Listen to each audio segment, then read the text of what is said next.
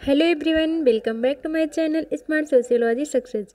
आज हम पढ़ेंगे सामाजिक अनुसंधान और सामाजिक अनुसंधान के अंतर्गत हम पढ़ेंगे सामाजिक अनुसंधान का अर्थ और सामाजिक अनुसंधान की परिभाषा, सामाजिक अनुसंधान की विशेषताएं और सामाजिक अनुसंधान के उद्देश्य, और इसके साथ साथ हम चरण को भी पढ़ेंगे। अगर हम देखें ये टॉपिक कितना इम्पॉर्टेंट है या इसका हम यूज कितने एग्जाम्स में या कैसे कैसे कर सकते हैं, तो ये टॉपिक जो है हम कहेंगे मोस्ट इम्पॉर्टेंट टॉपिक है। और जैसे हम सोशियोलॉजी के अंतर्गत हम इसको पढ़ रहे हैं, तो हम पहले समाजशास्त्र में ही बात कर लेते हैं कि इसका यूज हम कहाँ कहाँ कर सकते हैं।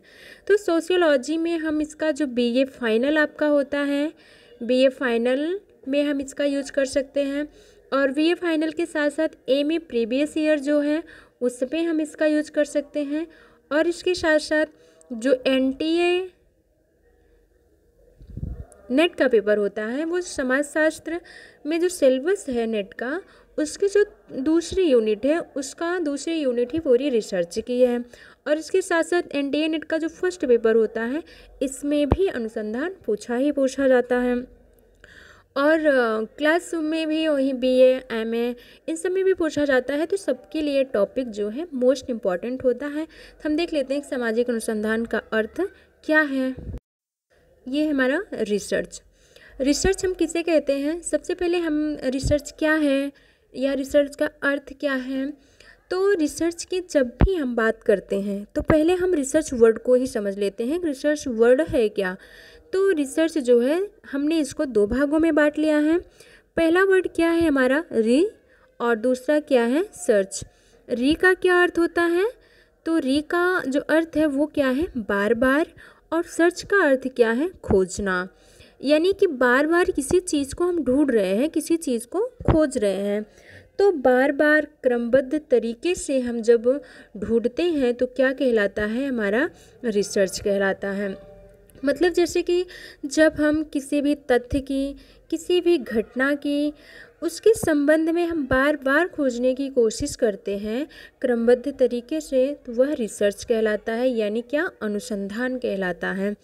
और वैज्ञानिक विधि से कैसे, जैसे कि जहाँ पर हम अवलोकन के द्वारा, प्रयोग के द्वारा, परीक्षण से, निरीक्षण से क्रमबद्ध तरीके से प्रयोग करते हुए उससे हमको जो ज्ञान प्राप्त होता है वैज्ञानिक विधि द्वारा प्राप्त करते हुए, वो क्या कहलाता है, अनुसंधान कहलाता है। तो इस तरीके से रिसर्च यानी सामाजिक अनुसंधान का अर्थ ही होता है किसी चीज़ को बार बार ढूंढना, वो किसी तथ्य से रिलेटेड हो, किसी घटना से रिलेटेड हो, कोई भी है।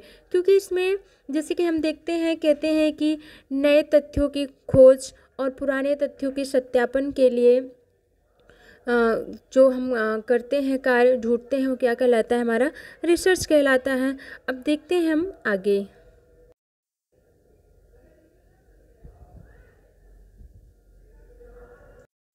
सोशल रिसर्च जो है हमारा, यहाँ पे अगर हम देखें कि सोशल रिसर्च क्या है, तो ये जो है यहाँ पे प्राकृतिक विज्ञान में भी इसका प्रयोग होता है और सामाजिक विज्ञान में भी होता है। तो यहाँ पे हम कहें कि सामाजिक समस्या का क्रमबद्ध अध्ययन, क्या कह रहा है, सामाजिक समस्या का क्रमबद्ध अध्ययन, यानी सोशल रिसर्च का मतलब ये हुआ कि सामाजिक समस्या का क्रमबद्ध अध्ययन करना। जैसे कोई भी सामाजिक समस्या हो गई है या कोई भी सामाजिक समस्या है, और उसको हम वैज्ञानिक पद्धतियों का प्रयोग करते हुए उसको क्रमबद्ध तरीके से अगर हम उसकी स्टडी करते हैं या स्टडी करेंगे, तो वो कहलाएगा क्या, सामाजिक अनुसंधान यानी सोशल रिसर्च। और हम दूसरा एग्जाम्पल लें यहाँ पे, तो जैसे समाज में समस्या है, मान लेते हैं बेरोजगारी की, तो हम बेरोजगारी के कारणों का जानने का प्रयास करेंगे, उसका निवारण कैसे होगा उसको जानने का प्रयास करेंगे, उससे संबंधित ज्ञान को जानेंगे कि वो कैसे क्या समस्या हुई। तो उसके संबंध में जब हम वहाँ पे जाएंगे, उसको ऑब्जर्व करेंगे, उसके कारण की ढूंढने की कोशिश करेंगे, सारी चीज़ें समझेंगे, तो क्या कहलाएगा, हमारा सोशल रिसर्च कहलाएगा। इसके साथ साथ भी इतने सारे कारणों, इतनी सारी चीज़ों को जानते हुए हम फिर उसका अगर हम निरीक्षण करते हैं, परीक्षण करेंगे और क्रमबद्ध तरीके से उसको जानेंगे, तो उससे आपको जो ज्ञान मतलब रिसर्चर को जो ज्ञान प्राप्त होगा वो क्या कहलाएगा, सामाजिक अनुसंधान कहलाएगा। अब हम देख लेते हैं सामाजिक अनुसंधान की परिभाषा। C.A. मोजर हैं, इन मोस्ट परिभाषा है इनकी, और इनकी बुक भी बहुत बार ये पूछी गई है। क्या है, survey method in social investigation. क्या बुक है इनकी, survey method in social investigation. इस बुक को आप तुरंत के तुरंत याद कर लीजिए, survey method in social investigation. 2 से 3-4 बार पढ़ेंगे आराम से याद हो जाएगा। आगे देखते हैं क्या परिभाषा में इन्होंने क्या कहा हुआ है। तो इनकी जो परिभाषा है ये है, अपनी इस बुक में ये कहते हैं कि सामाजिक घटनाओं व समस्याओं के संबंध में नवीन ज्ञान की प्राप्ति के लिए किए गए अध्ययन को सामाजिक अनुसंधान कहते हैं। क्या कह रहे हैं, अगर हम इनकी परिभाषा को थोड़ा सा समझने का प्रयास करेंगे तो कहते हैं कि सामाजिक घटनाओं व समस्याओं के संबंध में नवीन घटना की प्राप्ति के लिए किए गए अध्ययन को सामाजिक अनुसंधान कहते हैं।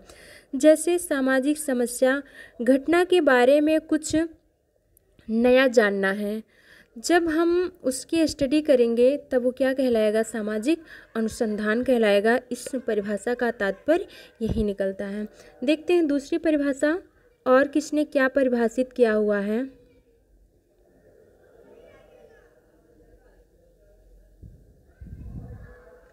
तो ये है P.B. यंग की परिभाषा।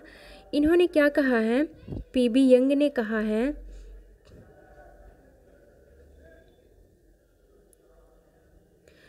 इनकी पहले बुक देख लेते हैं हम कौन सी है। तो scientific social survey and research, scientific social survey and research. तो इस बुक में इन्होंने क्या कहा कि सामाजिक शोध, नवीन तथ्यों की खोज, पुराने तथ्यों का सत्यापन, उनके पारस्परिक संबंधों, कारणों की व्याख्या तथा उन्हें संचालित करने वाले प्राकृतिक नियमों के अध्ययन की सुनियोजित पद्धति है। कौन सी पद्धति है, सुनियोजित पद्धति है। क्या कहते हैं ये, इसकी परिभाषा से क्या तात्पर्य निकलता है, अगर हम ये देखने की कोशिश करते, कहते हैं कि नवीन तथ्य, यहाँ पे क्या कहा इन्होंने, नवीन तथ्यों की खोज हम कर ही रहे हैं। कहते हैं नवीन तथ्यों की खोज हम कर ही रहे हैं, साथ में पुराने तथ्य को भी खोज करेंगे। मतलब नए तथ्य तो हम खोज ही रहे हैं, साथ में जो पुराने तथ्य हैं वो कितने सही है या कैसे क्या प्रेजेंटेशन उसका है उसकी भी हम खोज करेंगे। और किस ढंग से करेंगे, सुनियोजित पद्धति से करेंगे। तो क्या कहलाएगा, हमारा सामाजिक अनुसंधान कहलाएगा। अगली परिभाषा देखते हैं, बुक इनकी याद कर लीजिए, इनकी भी बुक मोस्ट इंपॉर्टेंट है, scientific social survey and research. इसके पहले की कौन सी बुक थी, इसके पहले की बुक थी survey method in social investigation. किसकी बुक थी वो, C.A. मोजर की बुक थी। आगे देखते हैं फिचर की बुक है डिक्शनरी ऑफ सोशियोलॉजी। कौन सी बुक है, डिक्शनरी ऑफ सोशियोलॉजी। अब ये क्या कहते हैं, ये कहते हैं कि किसी समस्या को हल करने अथवा उपकल्पना का परीक्षण करने वाले अथवा नई घटना को खोजने के लिए नई पद्धति का प्रयोग करना सामाजिक अनुसंधान है। C.A. मोजर अपनी पुस्तक डिक्शनरी ऑफ सोशियोलॉजी में क्या कहते हैं कि किसी समस्या को हल करने अथवा उपकल्पना का परीक्षण करने वाले अथवा नई घटना को खोजने के लिए नई पद्धति का प्रयोग करना सामाजिक अनुसंधान है। तो इनकी परिभाषा से क्या निकल के आता है यहाँ पे, तो कहते हैं किसी समस्या को हल करने, मतलब कि कोई भी समस्या है जिसको हमें हल करनी है, उपकल्पना का परीक्षण करना, जो उपकल्पना बनती है परिकल्पना उसका परीक्षण करना, अथवा कोई नई घटना खोजनी हो हमको, तो नई पद्धति, तो हम जिस पद्धति का प्रयोग करते हैं वो हमारा क्या कहलाता है, सामाजिक अनुसंधान कहलाता है। अगली परिभाषा बोगार्डस महोदय की लगी है, इनको भी हम देख लेते हैं कि क्या कहते हैं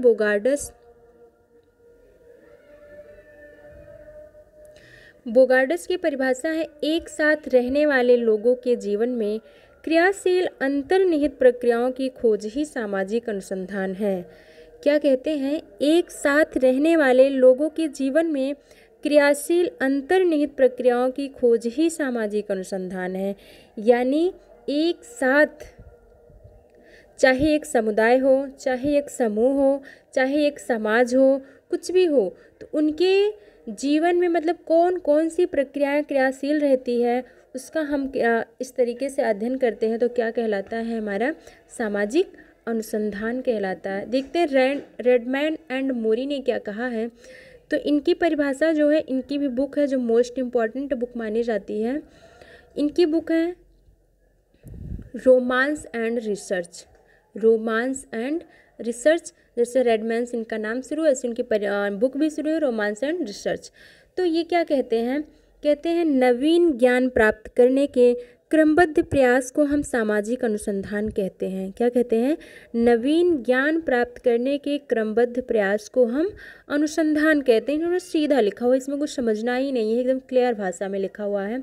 आगे देखते हैं हम हुटने की परिभाषा है, समाजशास्त्रीय अनुसंधान के अंतर्गत मानव समूह के संबंधों का अध्ययन होता है, मतलब मानव समूह के संबंधों का अध्ययन होता है, इसमें ये कहा इन्होंने। तो कहते हैं जैसे समूह या समुदाय का अध्ययन करने के अंदर मतलब कि ऐसा नहीं बस किसी समुदाय का अध्ययन किया गया, किसी समूह का अध्ययन किया गया, किसी समिति का, तो इसके उसके अंदर जो संबंध होते हैं उनका अध्ययन करना ही सामाजिक अनुसंधान कहलाता है, ऐसा कहते हैं हिटने। अब हम देखते हैं आगे, सामाजिक अनुसंधान की विशेषताएं, क्या विशेषताएं हैं इनकी। तो पहली विशेषता है सामाजिक घटनाओं का वैज्ञानिक अध्ययन।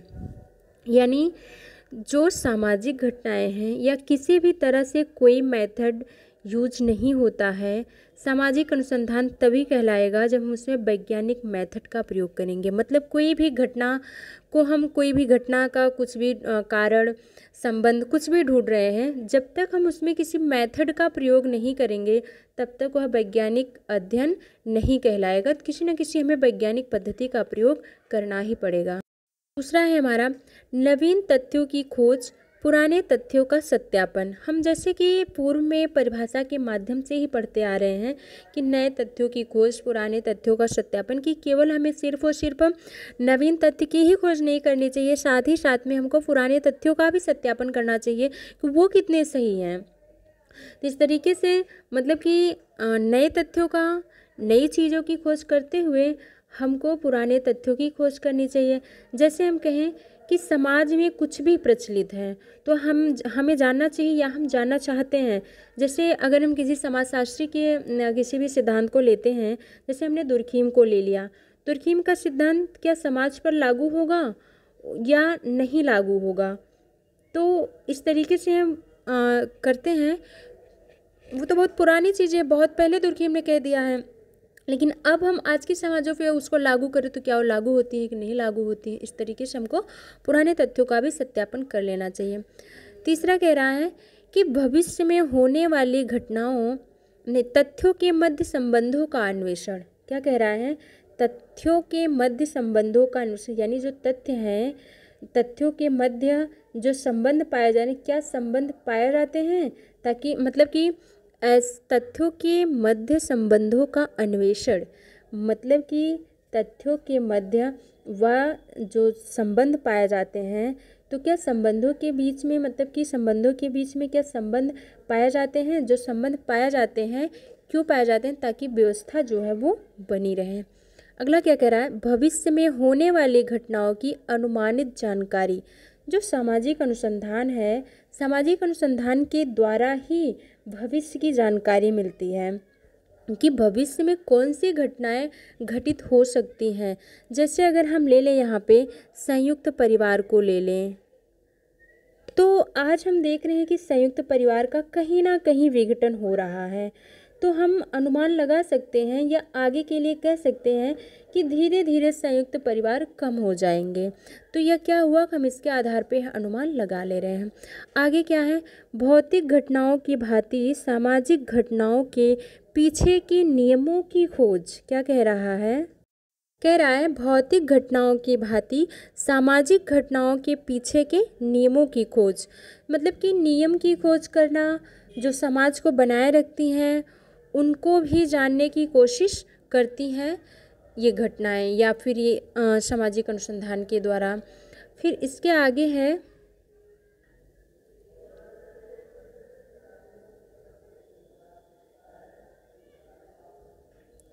अनुभविक तार्किक। अनुभविक क्या है?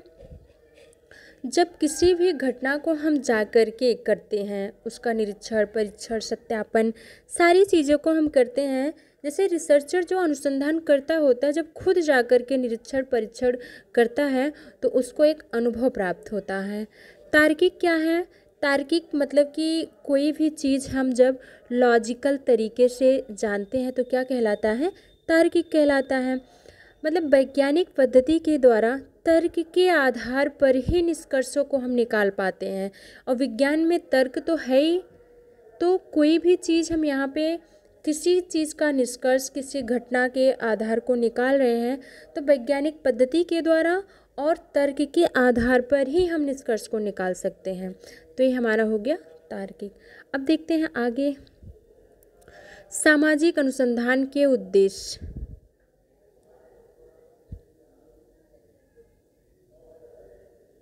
क्या उद्देश्य है सामाजिक अनुसंधान के? तो हम यहाँ देख लेते हैं नॉर्मल सा। एक शैक्षणिक उद्देश्य है और दूसरा व्यवहारिक उद्देश्य है।